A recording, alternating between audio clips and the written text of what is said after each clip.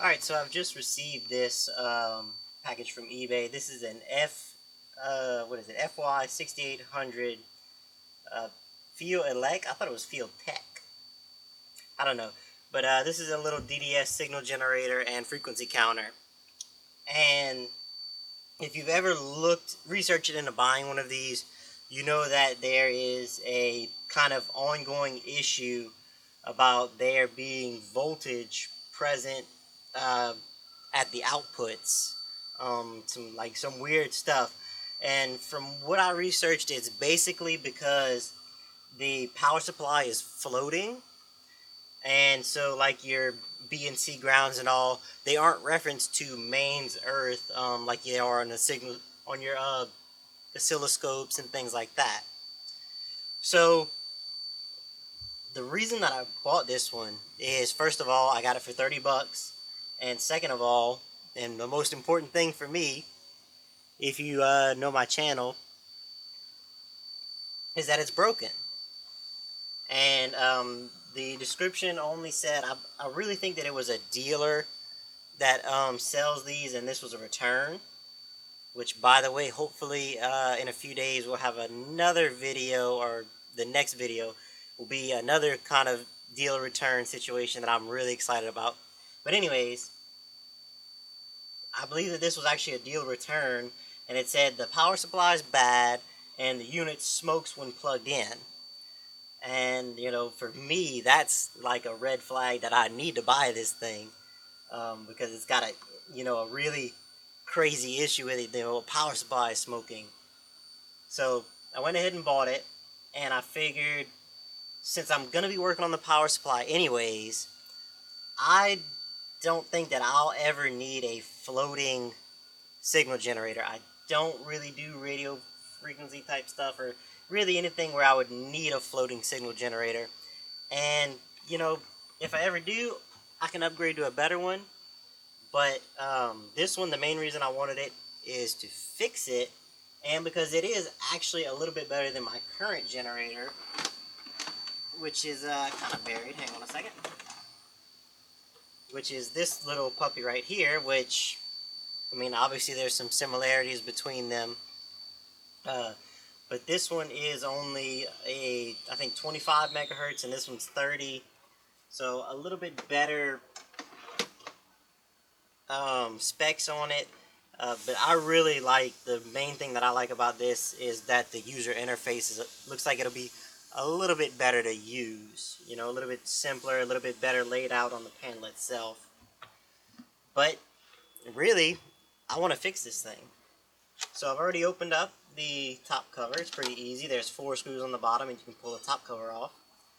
And before I did that, I was actually kind of excited, because I looked at the back of this unit, and oh man, look at that. There is a grounded IEC plug right here, which was a big deal with a lot of these 6600s, and I didn't think that they had fixed it in the 6800s. So I was really excited about that. I was like, yes, I've got a grounded plug, because that's what my plan was to actually put an IEC plug in there.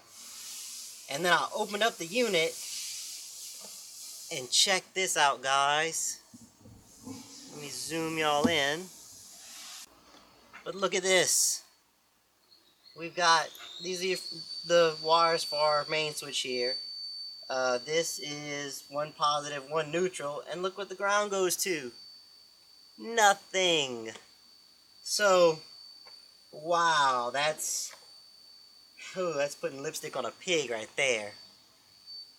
But the fact that it is there and I don't have to change it out, a little bit of a plus. You know, it's really sucky that it's not actually grounded, but I don't think it'll be a big deal for me to ground it. And the main thing I'm worried about is the actual BNC shrouds anyways. So I think I'm going to try to bring that ground to this actual board here and not worry so much about the power supply, other than repairing it. Alright, so it looks like troubleshooting this thing may not be the hardest thing in the world. I see 2 issues right away. Number 1 is what I believe is actually going to be our ground, or our ground reference for our main board here is just kind of right here, you know, just kind of hanging out. You know, that was just the literal definition of a floating ground. And if we pull this connector off, we can see that there's, can you see? There's not even a termination in there for it to slip into. This thing was just left. I mean, I don't know if it broke off or what, but it's just, whatever, guys. That's good enough. Who do you think we are? Tektronix. So problem number 1. And problem number 2, I really hope this is going to show up good on camera, but this diode here is just flopping around loose. So I'm going to pull the power supply board out and look on the bottom side to see what failed on it. If it was a solder failure, was it ever soldered, or what's going on with it. So looks like it'll just be 1, 2, just 3 little screws holding us in, and a pair of little connectors here, and we'll have this power supply out. Okay, so the mystery still stands. It looks like it may have just been a poor solder job, but I don't know why it's kind of flopping around like this. Oh wow, the copper is actually lifting off of the PCB. So no telling what was going on there. And we can also see that there's some burning around here. That's more than likely just from it being such a poor little connection. So I think we'll go ahead and desolder this. I do have some replacements, but we're going to check this one to see if it's good or not. And I'll probably actually just slap a new one in there and try to figure out something a little bit better to fix this flopping around PCB trace stuff going on here.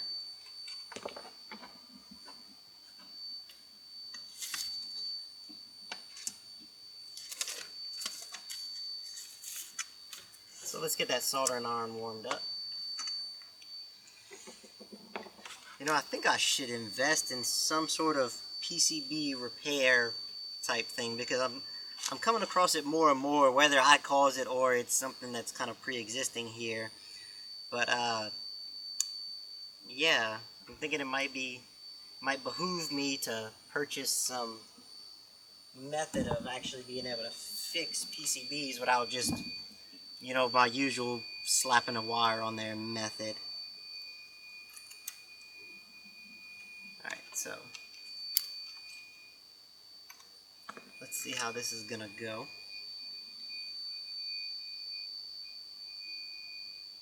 See if it's gonna warm up.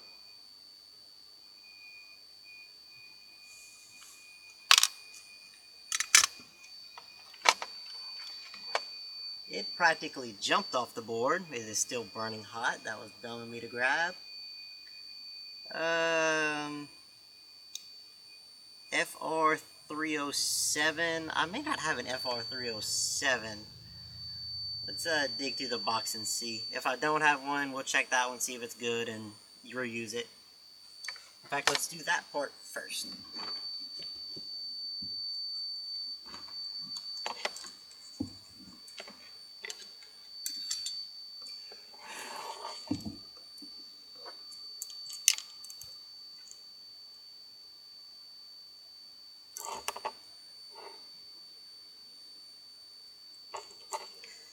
Tell you what, I am loving this little component tester here.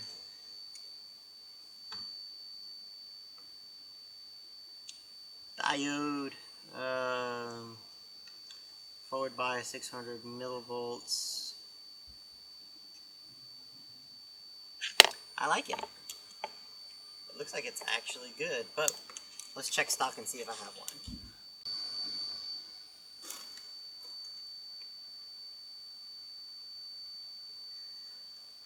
So this is an FR307, and this is an HER303. I guess they'll cross-reference. I'm not really positive what the differences are. I guess there's some kind of characteristic in there that is.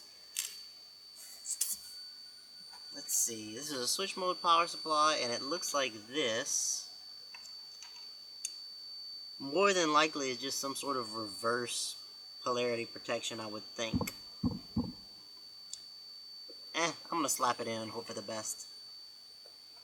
I think what I'm gonna do here is actually kind of scrape away some trace from here to here, and I'm gonna take this lead and I'm actually gonna lay it down, and I'm gonna solder it to both the trace, and hopefully I can get it to this lead and kind of weld them together.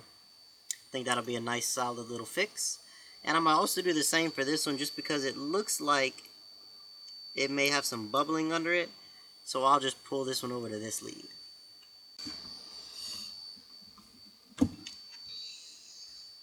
Alright, so now what are we gonna do about this, man? Let me see if I don't have a connector buried somewhere that I can steal.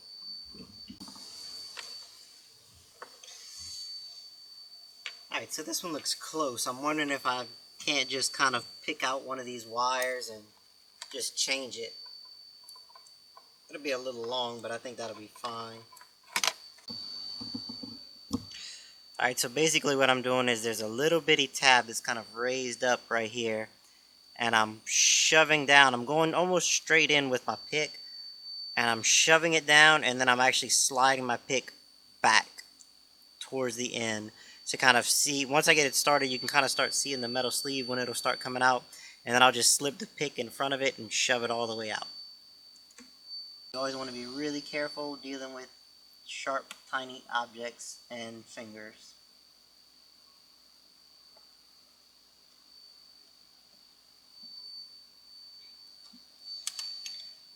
Alright, now let's see if this wire will fit into these connectors.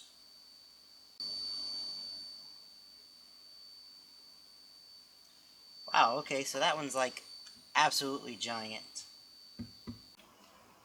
So the way I'm going to fix that is I've actually took the oversized connector, and I might actually pinch it down a little bit more to get it to grab a little bit tighter.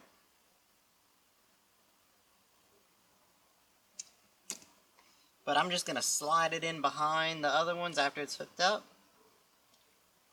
And we're going to just strip these wires, twist them together, solder them, and shrink wrap them so that, you know, it's a good, solid, safe connection. And I think that that'll work.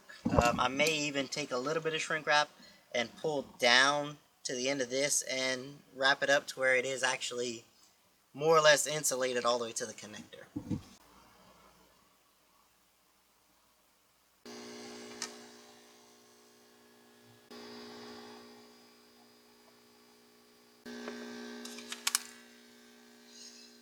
Alright, let's do the scary stuff here.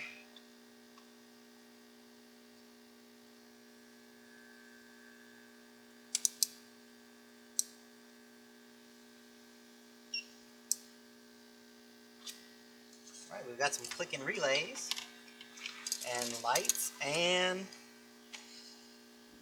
how focused are we? Pretty focused?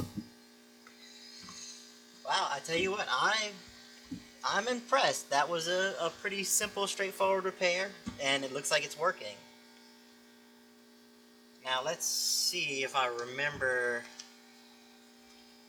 what exactly we needed to test.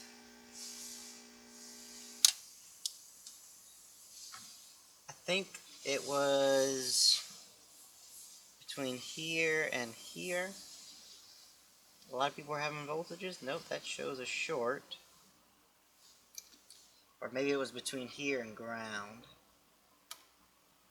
This is a little spiky dude. No, yep. So it is showing like 45 volts. The consensus is just that it's dangerous to have that kind of voltage there. And you know, if you were to actually reference yourself to mains earth and, you know, have some sweat on your fingers or something and touch this BNC shroud, that it would actually shock you. Can that actually happen? I don't know. But something we can try that might be worth a little effort here is to actually ground the BNC connector. I'm going to use my earth reference on my power supply, and grounding it doesn't seem to cause any issues, and obviously there's not going to be any voltages there now.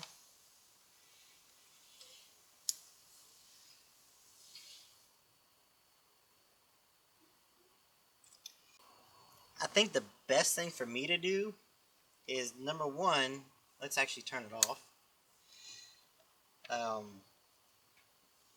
Let's see if these are all referenced to each other. So I think all I'm going to do is actually reference the BNCs to earth ground. I did think about putting maybe even a little switch in there to let it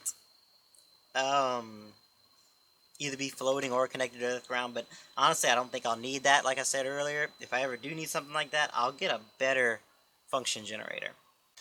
But another thing that I do want to do is, there's a little, in the back of this power supply, there's a little PCB fuse, and that thing is just not making me very happy. So we'll change that out with my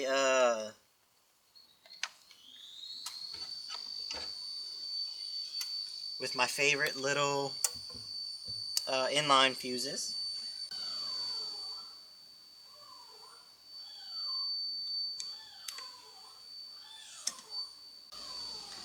Okay, so as one final step of the actual repair on the power supply, I'm going to use some of this silicone conformal coating to just kind of add a little layer of basically insulation on here, and also help glue that PCB down to the board a little bit better.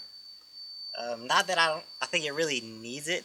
I think this is kind of actually superfluous, but I'm always looking for an excuse to use this stuff because I don't have much to put it on. It's really more of a waterproofer.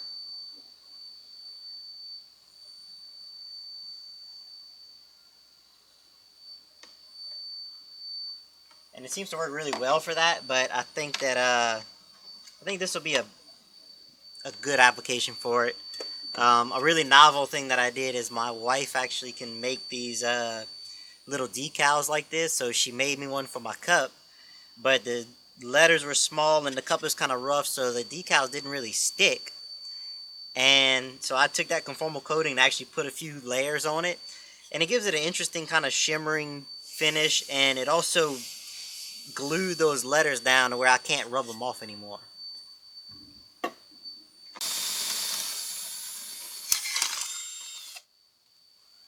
Yikes. Well, that didn't work out quite as planned.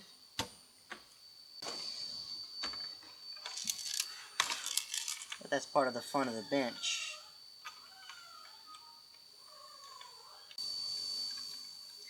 It never has to work as planned, it just has to work.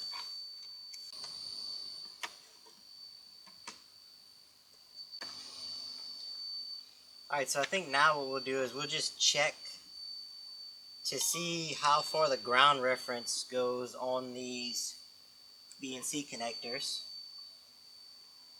Let's check the ground for... Okay, so the ground for the power supply is actually referenced to that. Okay, so it looks like pretty much this section is actually going to be isolated. In fact, I can see here is an optocoupler. At least that's what that looks like. Yeah, so this is all going to be our high voltage stuff. In order to ground this thing, we might be best off just kind of tapping off of something on this side and running a wire out. What I may do then is actually solder a wire onto these two leads here that are actually the grounds for that connector. I may solder a wire there and bring that to the earth ground. I think right now our simplest option is going to be our best option, which is going to be to tag a wire onto this little ground plane here. And simply because that's better than nothing. And, you know, it really is the easiest place to run it. Okay, so we're actually going to change the pace a little bit today, and rather than use my usual Teflon coated wire, I'm going to use some 22 gauge silicone coated wire to run my fuse and to ground this connection. I think I need to desolder this fuse and actually jump it, because I'm going to use these connectors here, not these connectors, I'm going to use the wires here to shuffle around to actually make contact with my fuse. So I think that that is going to work great. I'm going to take the cap out because I'm going to forget to put a fuse in there if not. But we do need to desolder this fuse because I don't want this fuse to be the one that blows if something happens. We'll add this fuse to our fuse stock. So instead of using wire, I'm actually going to use a little clipped lead from Reponent Replacement.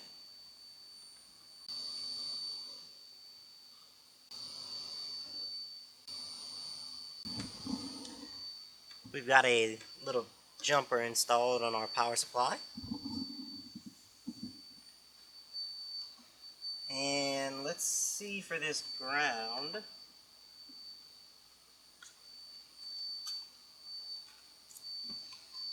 I'm going to go ahead and get us a little bit of wire ready here.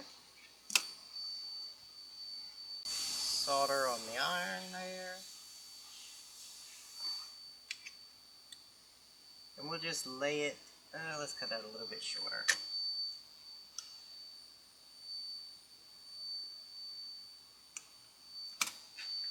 And we'll just lay it between those two pads.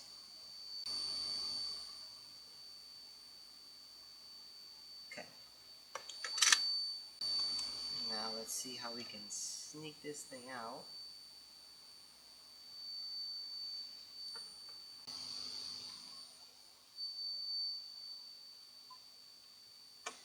I did see a lot of stuff on the forums, especially EUVlog. Man, he's got like pages upon pages of guys talking about this power supply and its predecessor, which is the 6600. Of guys talking about like the best ways to fix these and are they worth, you know, fixing the floating issue and the best way to go about it if it is. So I think that this is going to work for me. You may not think it's going to work for you. If it doesn't, don't do it.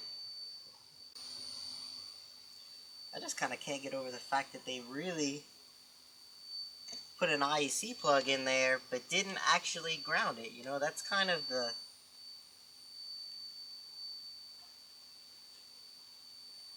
Oh, man, I just don't know what to call it.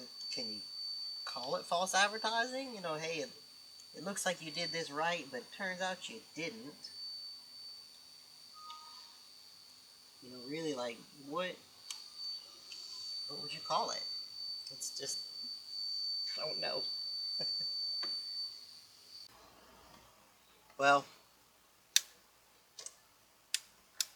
it looks like they're switching the neutral on here, which is, needless to say, not the greatest thing in the world. Not a showstopper by any means. We'll just have to run a jumper wire from our hot lead of our IEC connector to our fuse, but it's just, that's not something that makes me a happy camper. Couldn't I just switch these two wires and it would switch from being neutral to hot? I think I could do that, couldn't I? Because it's going through a rectifier. God, I'm so dumb sometimes.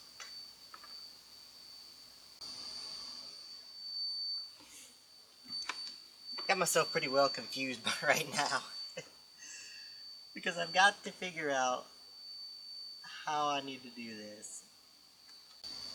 Yeah, I think I'm just about to try to like forget some of this stuff and pretty much just wired up the way I feel is right. Okay guys, so here's a run through of how I have it set up now. We've got our line coming in from our IEC connection that loops right on around and goes directly into the switch. Now, I know that the argument could be made that it should run directly to the fuse. That could be very valid, but this is a single pole switch, so it is only controlling the line side of the plug. So, there's not much danger of it shorting to ground. The only real danger is that it may either short to each other and the unit will stay on. So I'm not too worried about that. And then from the switch, it runs directly into the fuse. And then from the fuse, it runs directly into the board. We have our fuse jumped right here, so that's no longer an issue. And then we have what I'm convinced should be our neutral going to our neutral line. And now this is where the switch used to be hooked up at, and so I've simply shorted those two together with a little jumper wire. Now, since I don't feel like blowing fuses in case I'm wrong, I'm actually going to jump from here to here. I'm not going to put a fuse in with a little mini popper circuit breaker, and then we'll plug it in. Fingers crossed, hope for the best. Okay, so here's our 5 amp circuit breaker, which should pop before anything else. Fingers crossed. Let's make sure nothing is kind of self-shorting before we plug. We've got our IEC unplugged right now. We're going to plug it into the back here. I believe that it's, yep, switch is on. And let's plug this in. Oh, we've got some life. Okay, so we know this setup is good. So what we'll do now is we'll actually go ahead and solder these two wires together and shrink wrap them. We'll put a fuse in, and that ought to be it. I'm pretty happy, guys.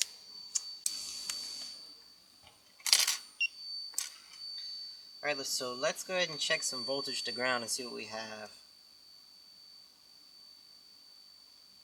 RO and VFD mode.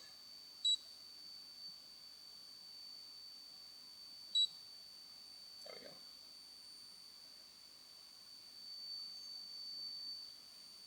Alright, 0 volts. Now I did kind of oddly.